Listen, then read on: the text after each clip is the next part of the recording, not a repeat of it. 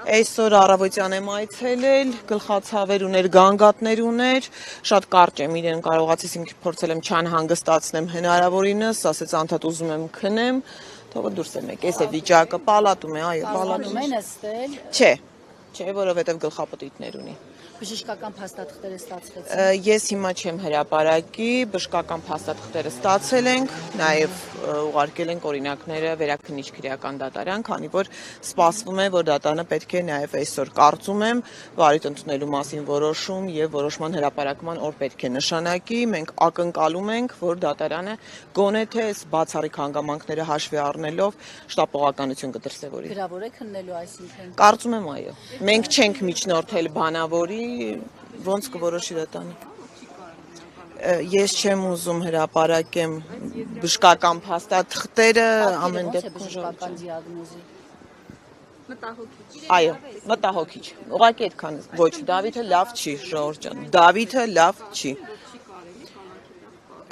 Կալանքի տակ պահելուն բժիշկը չի կարող հիմա ուղղակի դրան անդրադառնա։ Կան հիվանդություններ, որոնք արդեն դա իրավական տիրույթ է, հա? Արդեն մենք պետք է նախարարությունից ստացաք արձագանք։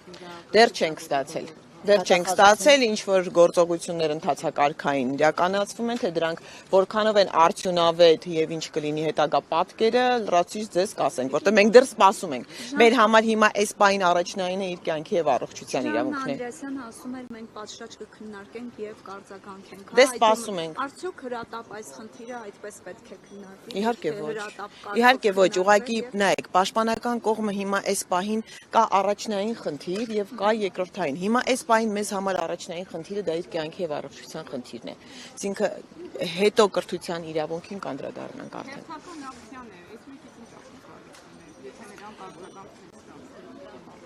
Ես այս թողնում եմ ակցիան մենք չենք կազմակերպել, գիտեք, աղջիկներն են կազմակերպել, հենց ի սկզբանե հայտարարել են, որ ապա քաղաքական Ես հույս ունեմ, որ լսելի կդառնան, որ կլսեն, ի վերջո լսելի կդառնան, այո։ Լսելին բացի, բայց կլինի, որ Դավիթին ընդհանրապես ազատ արձակեն հաշվի Հիմքերը իհարկե արկա են, այ թե կանեն, թե չեն անի, թողնենք իրենց։ Ես չեմ կարող ասել, դուք հասկանում եք, ասենք, եթե ինձ եք հարցնում, չէ, ես ի սկզբանե ասում եմ Դավիթը չպիտի կալանավորվեր, որովհետև չկար դրա հիմքերը։ Տիկին Մարտիրոսյան, գլխավոր դատախազության ուղարկված նամակը անցած շաբաթվա պատասխանում եք։ Չէ, չունենք դեռ ոչում են։ Ընթացակարգային այնտեղ կարծեմ ուղարկել էին կենտրոն դատախազություն, դեռ որևէ պատասխան չունենք։ Բայց դուք ակնկալում եք Աննա Վարդապետյանի որոշումը, ճիշտ է։ Իհարկե, դիմել ենք իրեն։ Եվ Աննա Վարդապետյանը ուներ այդ իրավասությունը։ Բայց ուղարկել եք կենտրոնի դատախազություն։ Կարծեմ Հարամին են պատասխանել, ճիշտն ասած, ոնց որ ընթացակարգային, sense քննարկման փուլում է։ Բայց ուղարկել է դատախազություն, որ այնտեղ ինչ անեն։ Քննարկեն պատասխանեն, դեռ չենք ստացել, Ժորժ ջան։ Ոչինչ չենք ստացել, որոշում չունենք։ Մարդու իրավունքների պաշտպանը եւս բարբերաբար անդրադառնում է այս թեմային եւ նշել է վերջին անգամ, որ հենց իր միջամտությամբ է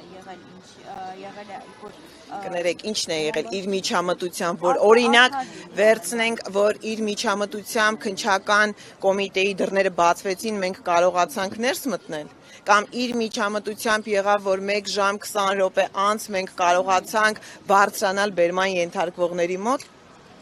Ես չեմ կարող եւ չեմ ցանկանում մեկնաբանել այդ հայտարարությունը, որովհետեւ իրականում ես տեսել չհասկացա ինչ էր ինքը ուզում ասել։ Եթե միջամտությունը դա է, կներեք էլի։ Այդ այնքան բացահայտ էր, այդ օրը առաջին օրը հենց առաջին պահից ես բարձրաձայնել եմ անընդհատ այդ ահազանգերը, որ խնդրում եմ ապահովեք, դա անհապաղն է, որ մենք կարողանանք լինել իրենց մոտ։